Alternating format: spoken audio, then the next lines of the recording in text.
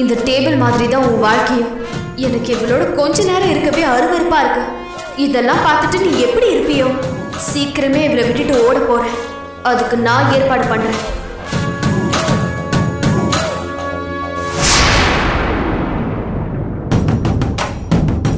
Ice cream சாப்பிடுறியா?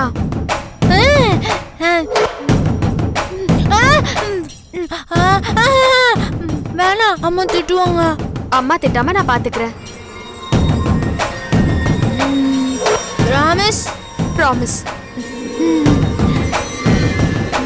மைசு, நீ very good girl. என்னை வெளியே கூட்டு வந்திருக்க, நான் கேட்கறதெல்லாம் வாங்கி தரேன். அப்போ குட் கேர்ள் தானே நீ? சரி, என்ன வேணும் உனக்கு? ஒயிட்டா இருக்குமே, வெண்ணிலா. ஓ, ஒன்னிலா, 2. Excuse me. சொல்லுங்க madam. 2 cup vanilla ice cream. Okay madam.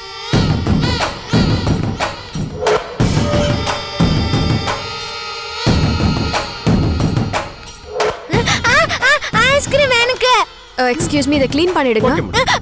நான் இன்னும் சாப்பிடவே இல்லை. சரி சரி, விட்டுருங்க.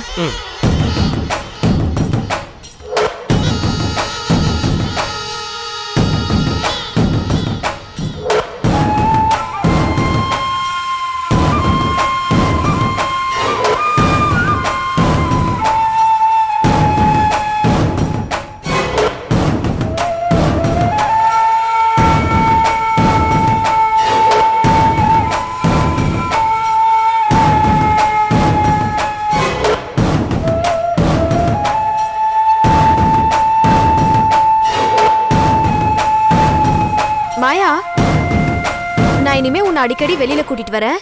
நீ கேக்குறது எல்லாத்தையும் வாங்கி தரேன். யாரும் உன்னை திட்டாம பாத்துக்கிற. நான் சொல்றபடி நீ கேக்குறியா? கேக்குவேன். அப்படின்னா அந்த வலையில கழட்டி தரியா? இதா? தருவேன். அந்த தோட கழட்டி தருவியா? கமலா, இதுவா? ஆமா. எதுக்கு? சும்மா. தருவியா மாட்டியா? தருவேன்.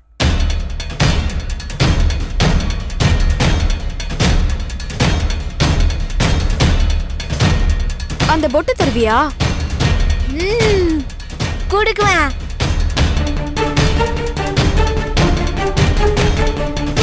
அந்த கழுத்துல இருக்கிற கயிறு தருவியா?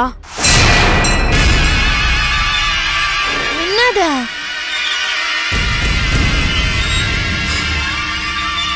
இதுவா?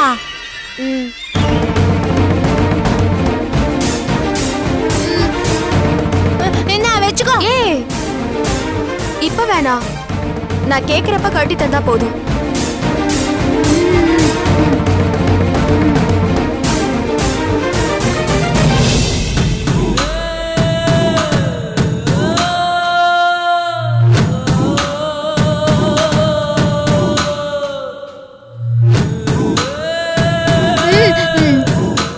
நீ என்ன கேட்டாலும் கொடுக்குவேன். நீ குட் கேர்ள். சரி, நீ சாப்பிடு.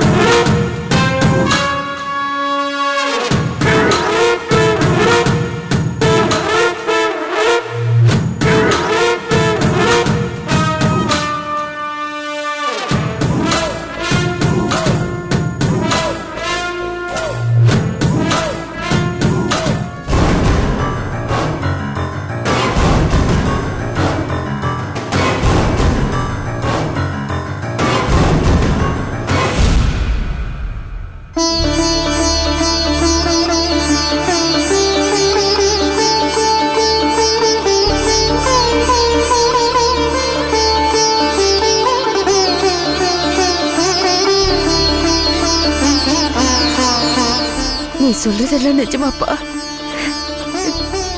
நீ அம்மாவை கல்யாணம் பண்ணிக்கிட்டியா? ஆமா மேடம், இதே ஹாஸ்பிட்டல்ல உங்க முன்னால தான் நான் மாயாவுக்கு தாலி கட்டினேன். மாயா இப்ப என்னோட வைஃப் மேடம்.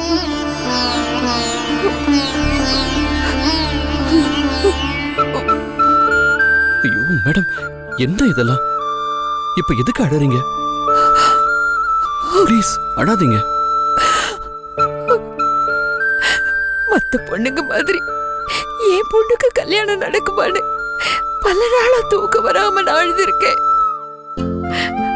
நான் ஆசைப்பட்டபடியே இன்னைக்கு என் பொண்ணுக்கு கல்யாணம் முடிஞ்சிருக்கு. அந்த சந்தோஷத்துல தான்பா. நீங்க ஆசைப்பட்டது இப்ப நடந்துருச்சுல்ல, அந்த சந்தோஷத்தை அனுபவிங்க. அதுதான் உங்க உடம்பையும் குணமாக்கும். மாயாவை பத்தி இனிமே உங்களுக்கு எந்த கவலையும் வேண்டாம். அவங்கள நான் நல்லபடியா பாத்துக்குவேன், சந்தோஷமா வச்சுப்பேன். எனக்கு தெரியும்பா. அதனாலதான் என் பொண்ண உன் கூட சேர்த்து வைக்கணும்னு ஆசைப்பட்டேன். எல்லாரும் சம்மதிச்சு இது நடக்கணும்னு நினைச்சுன்னு தவிர உன் குடும்பத்தை எதிர்த்துக்கிட்டு இல்லப்பா. எனக்காக உன் குடும்பத்தை விட்டு பிரியும்படி ஆயிடுச்சேப்பா. இது தற்காலிகமான பிரிவுதான் மேடம். எதிர்பாராம நடந்ததால அம்மா கோவமா இருக்காங்க. கொஞ்ச நாள் போனா எல்லாம் சரியாயிடும். நீங்க அதையெல்லாம் நினைச்சு ஃபீல் பண்ணாதீங்க, ரிலாக்ஸ்டா இருங்க. நான் நிச்சயமா சொல்றேன் மேடம், சீக்கிரமே அம்மா எங்களை ஏத்துக்குவாங்க. நீங்க தைரியமா இருங்க.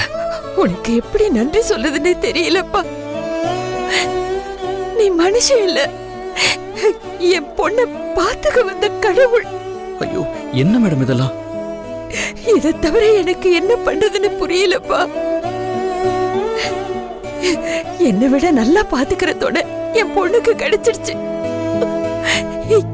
எனக்கு இதுக்கு மேல வேற என்ன வேணும்? இந்த சந்தோஷம் எனக்கு போதும். இப்பவே நான் செத்தாலும் நான் கவலைப்பட மாட்டேன். ஐயோ ஏன் இப்படி எல்லாம் பேசுறீங்க? மாயா விஷயத்துல நீங்க பார்த்து சந்தோஷப்படுறதுக்கு இன்னும் நிறைய இருக்கு. அதெல்லாம் நடக்கிற வரைக்கும் உங்களுக்கு எதுவும் ஆகாது மேடம். நீங்க ஆசைப்பட்ட மாதிரி மாயாவை ஒரு நார்மல் பொண்ணா மாத்தணும். அவங்க கொஞ்சம் கொஞ்சமா மாறி வரத பார்த்து நீங்க கண்டிப்பா சந்தோஷப்படணும். அத நீ செய்வேன்னு எனக்கு தெரியும்பா. நீ அம்மாவை முழுசா மாத்திடுவேங்கிற நம்பிக்கை எனக்கு இருக்கு.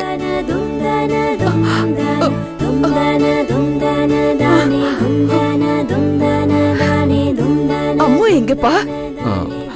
சாப்பிட போயிருக்காங்க, வந்துருவாங்க. யார் கூட? வைஷு தான் கூட்டிட்டு போயிருக்கா. வைஷுவோடவா? வைஷு எப்படி இங்க வந்தா? உங்களை பார்க்க தான் வந்தா மேடம். என்ன பார்க்கவா? அவ முன்ன மாதிரி இல்ல மேடம், ரொம்ப மாறிட்டா. அவ பண்ண தப்ப அவளே உணர்ந்துட்டா. மாயாவை நான் கல்யாணம் பண்ணிக்கிட்ட சூழ்நிலைய சொன்னதும் அவ புரிஞ்சுக்கிட்டா. கோவமா இருக்கிற அம்மாவை கூட அவதான் சமாதானம் பண்ணிக்கிட்டு இருக்கா. டாக்டர் என்ன வர சொல்லியிருந்தாரு.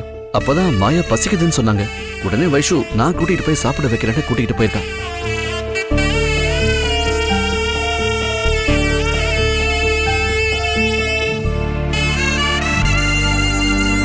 வைஷுக்குள்ள ஒரு நல்ல மனசு இருக்கிறது எனக்கு தெரியாம போச்சுப்பா.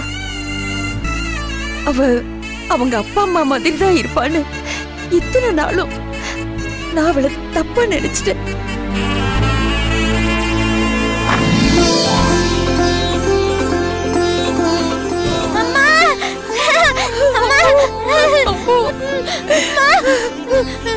நீ அழுதுட்டியா?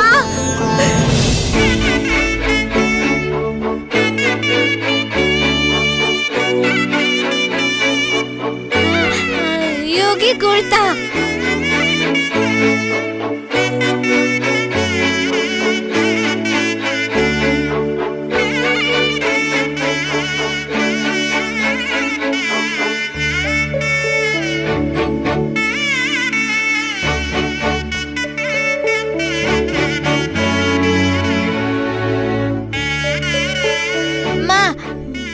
உடம்பு சரியா போச்சா? சரியாயிடுச்சுமா. நீயா ரொம்ப நேரமா தூங்கிட்டே இருந்தா? வர வர நீ ரொம்ப பேட் ஆயிட்டா. சாரிமா, அம்மா தப்பு பண்ணிட்டேன், அவசரப்பட்டுட்டேன். என்னாச்சு உனக்கு? அது அது வந்து மாயா, அம்மாவுக்கு கொஞ்சம் உடம்பு சரியில்லை, அதான் மயக்கமாயிட்டாங்க. இப்ப டாக்டர் ஊசி போட்டதும் சரியாயிட்டாங்க. அழாதா, தொடச்சுக்கோ.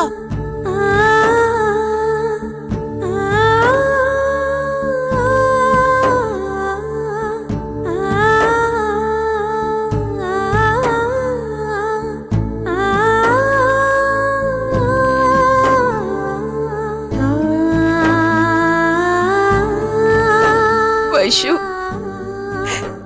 என்ன மன்னிச்சிடுமா. உன் லைஃப்ல நானும் இவ்வளவு குறுக்க வரக்கூடாதுன்னு தான் இப்படி பண்ணேன். அதுவே உன் வாழ்க்கையை கெடுத்த மாதிரி ஆயிடுச்சு. என்னால தானே உன் கல்யாணம் நின்னு போச்சு. என்ன மன்னிச்சிடுமா. ஐயோ பெரியம்மா, எதுக்கு என்கிட்ட எல்லாம் போய் மன்னிப்பு கேட்டுக்கிட்டு? நான் இதை வேணும்னு செய்யலம்மா. இப்படி எல்லாம் நடக்கணும் நான் எதிர்பார்க்கவே இல்லை.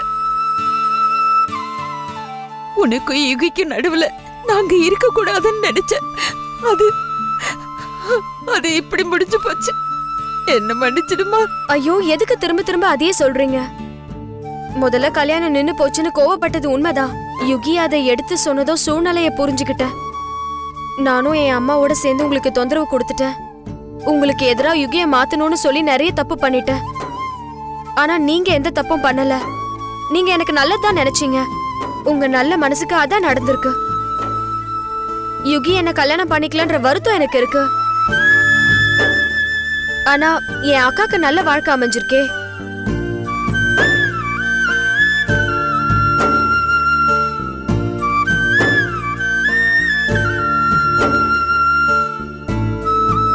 அந்த சந்தோஷத்துல எனக்கு என்னோட வேதனை மறைஞ்சு போச்சு. இந்த சின்ன வயசுல இப்படி பக்குவமா புரிஞ்சு நடந்துகிட்டியே. நிஜமாவே உனக்கு நல்ல மனசு வைஷு.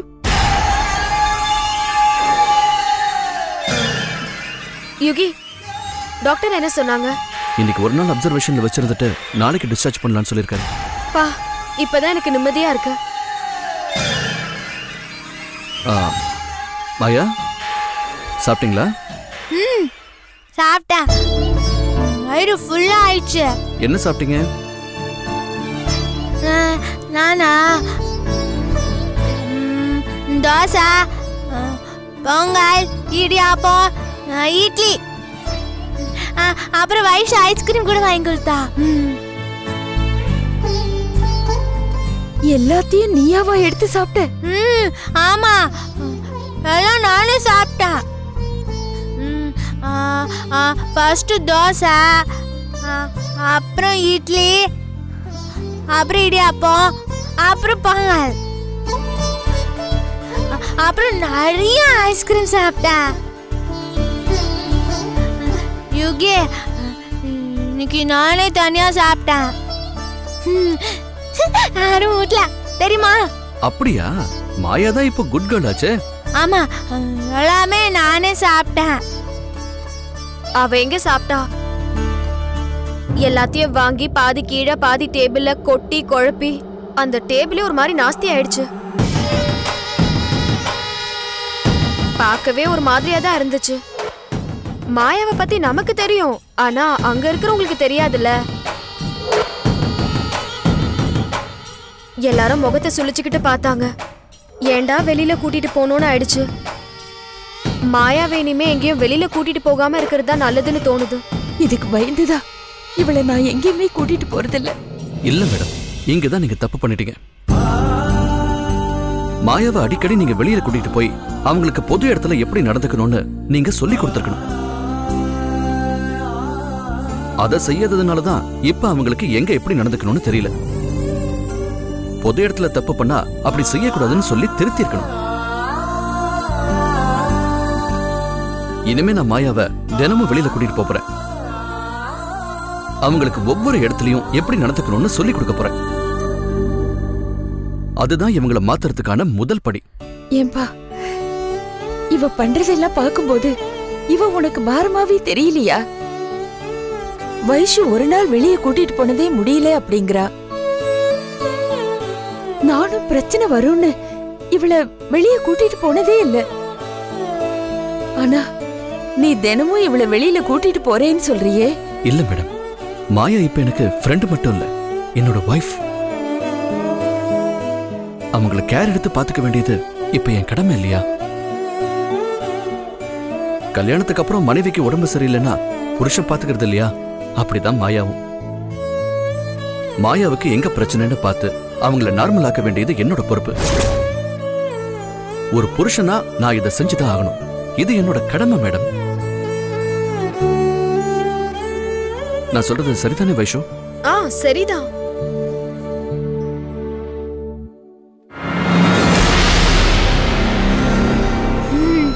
மாயா வாய. அம்மா கிட்ட பேசணும், ஒரு நிமிஷம் இப்படி வா. என்னம்மா?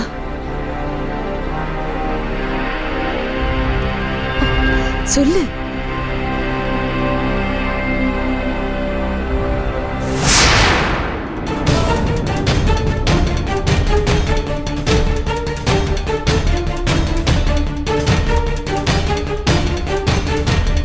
இன்னைக்கா? எப்படி? அத நான் பாத்துக்கிறேன், நீங்க சரின்னு சொன்னா மட்டும் போதும்.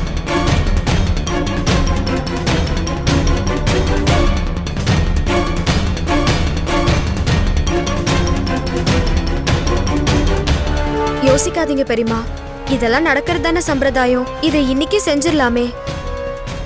அங்க யாரும் பெரியவங்க இல்லாம எப்படி? அதெல்லாம் நான் பாத்துக்கிறேன். சரிம்மா. மலர், நீ வைஷு கூட வீட்டுக்கு போய் அவளுக்கு கொஞ்சம் ஹெல்ப் பண்ணு. சரிங்கம்மா. போம்மா. வர பெரியமா.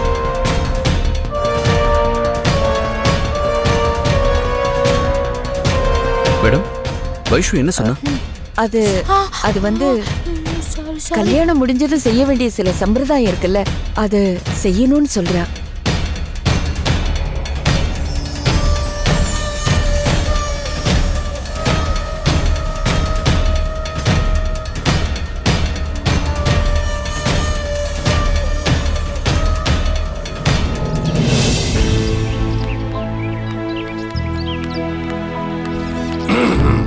என்னது?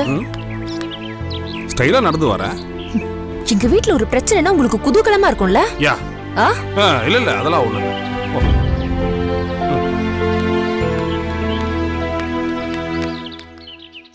மா,